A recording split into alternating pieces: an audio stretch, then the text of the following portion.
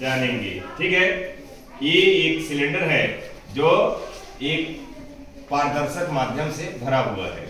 ठीक है, आप इसको घुमा करके और यहाँ पर अंग्रेजी के अक्षर यहाँ पर रखे हुए हैं, इनको आप देखिए। ये अक्षर आपको कैसे दिख रहे हैं? उल्टे दिख रहे हैं। क्यों दिख रहे हैं उल्टे? अपवर्तन के कारण। ठीक है, अपवर्तन क्या है? कोई माध्यम एक माध्यम दूसरे माध्यम में प्रवेश करती है तो अपने मार्ग से बिजली फैलाती है। थोड़ा सा मैं इसको करेक्ट कर दूं।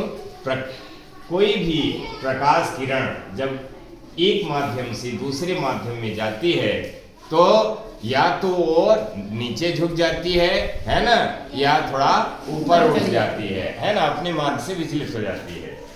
दूसरे माध्यम में प्रवेश करने पर प्रकाश किरण का विचलित होना अपवर्तन कहलाता है ना। दूसरे माध्यम में प्रवेश करने पर प्रकाश का विचलित होना अपवर्तन कहलाता है। दूसरे माध्यम में प्रवेश करने पर प्रकाश का विचलित होना अपवर्तन कहलाता है। क्लियर है? दूसरे माध्यम में प्रवेश करने पर प्रकाश का विचलित होना अपवर्तन कहलाता है। ठीक है, यहाँ पर अपवर्तन तो हो रहा है, लेकिन इतना ज्यादा अपवर्तन हो रहा है कि चीजें बिल्कुल उल्टी दिखाई दे रही हैं। आप इस देखिए तीर के निशान को भी देखिए। ये तीर का निशान आपको कैसा दिख रहा है? उल्टा दिख रहा है ना। तीर का निशान बिल्कुल उल्टा हो गया है ना। आपको जो लेटर्स हैं, जो डब्ल्यू है वो यम की तरह है और यम डब्ल्यू की तरह दिख रहा है ना। पूरे लेटर्स ये ऐसा क्यों होता है? हाँ, आइए बोर्ड पर देखते हैं अपवर्तक सिलेंडर के बारे में इस फैक्ट को। ठीक है, हम सभी जानते हैं कि लेंस जो होता है ये इस तरीके की रचना होती है ना। हाँ, ये बिल्कुल उत्तर लेंस है। लेंस क्या होता है? दो वक्र पृष्ठों से घिरा पारदर्शी माध्यम होता है और ये लेंस जो है ये दूसरा माध्यम है ना। इसके अंदर ये शीशा है, कांच है, ग्लास है, ये दूसरा माध्यम हो गया। और इसके बाहर कौन सा माध्यम है? हवा है ना। हवा है और ये ग्लास है ना, कांच है। ठीक है, और जब प्रकाश की किरण इसमें प्रवेश करती है तो ये विचलित हो जाती है ना। ये अपने मार्ग से विचलित हो जाती है, हट जाती है ना। और आपने इस प्रकाश की किरण को देखा जो यहाँ पर आपतित हुई है ना, ये आपके इस लेंस के ऊपरी भाग में आपतित हुई। एक प्रकाश की किरण और लेते हैं जो इसके निचले भाग में आपतित हो रही है। देख रहे हैं? तो ये जब इस लेंस से निकलेगी तो ये किस दिशा में जाएगी?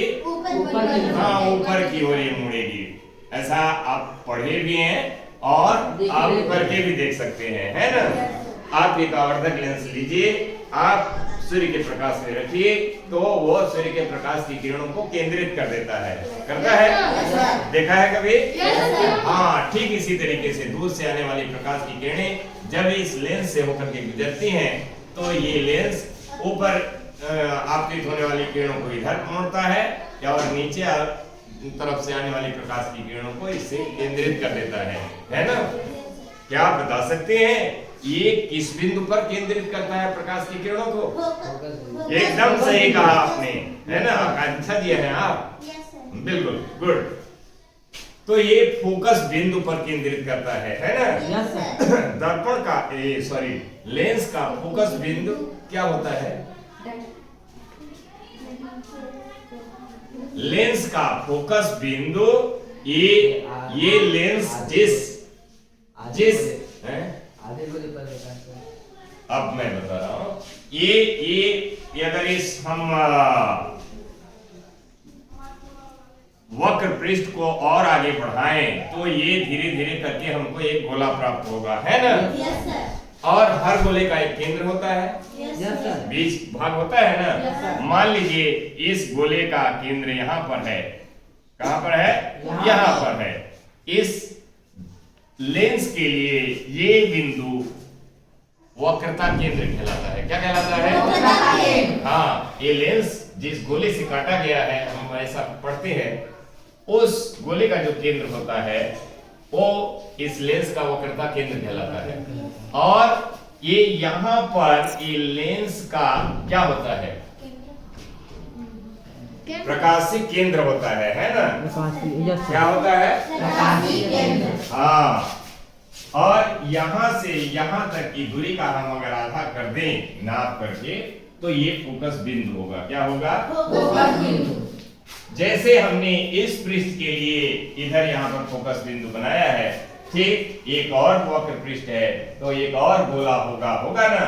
इसका भी एक वक्रता केंद्र होगा, तो इसका भी फोकस बिंदु होगा। इसको हम लोग F2 कह सकते हैं, है ना? इसको F1 कह सकते हैं और इसको F2 कह सकते हैं। किसी लेंस के दो फोकस बिंदु होते हैं, ठीक है। अब यहाँ पर आप वापस लौट आइए कि यहाँ पर एक बार फिर से हम अगर वस्तु यहाँ पर है ना, काफी दूर पर है, तो इससे आने वाली प्रकाश की किरणें यहाँ केंद्रित हो रही हैं। अगर वस्तु यहाँ पर होगी तो यहाँ से प्रकाश की किरणें इसी तरीके से चलेंगी और इस दिशा में चलेंगी ना? ठीक है। और यहाँ पर देखिए, यहाँ पर अपवर्तक सिलेंडर है, एकदम पूरी तरीके से गोला। कैसा है? गोला है पूरी तरीके से, ठीक है ना? एक बार फिर से हम लोग देखें कि ये मान लीजिए ये अपवर्तक सिलेंडर है आपका, जिसको आपने वहां पर देखा अभी। अब इसमें जब प्रकाश की किरणें ऐसे प्रवेश करती हैं तो ये तो कम मुड़ रहा है, ये पूरी तरीके से ये मोड़ देता है ना? बहुत ज्यादा मोड़ देता है। और यहाँ से आने वाली प्रकाश की किरणें, यहाँ से है ना आने वाली प्रकाश की किरणें इस तरीके से मुड़ जाएंगी, माने ये बहुत ज्यादा मोड़ देगा, है ना? मोड़ देगा तो अगर मान लो वस्तु यहाँ पर इस तरीके से रखी हुई है तो यहाँ से जो प्रकाश की किरणें चलेंगी, है ना, वो ये वाली नीचे वाली प्रकाश की किरण इसको देख रहे हैं, वो इस दिशा में जाएगी और ऊपर वाली प्रकाश की किरण इस दिशा में जाएगी। तो यहाँ पर अगर जो आदमी खड़ा है इस वस्तु का उल्टा प्रतिबिंब देखेगा, है ना? इस वस्तु का कैसा प्रतिबिंब यहाँ वाला आदमी देखेगा? उल्टा। इसी कारण से अपवर्तक सिलेंडर में जो अक्षरों के उल्टे प्रतिबिंब आपने देखे या तीर के निशान को उल्टा देखा, वो सिर्फ इसी कारण से देखा कि अपवर्तक सिलेंडर ने प्रकाश की किरणों को बहुत ज्यादा अपवर्तित कर दिया था, है ना? ये कारण है, दैट्स द रीजन। और यही मैं आपको समझाना चाहता था। बात समझ में आई? Yes sir. Thank you.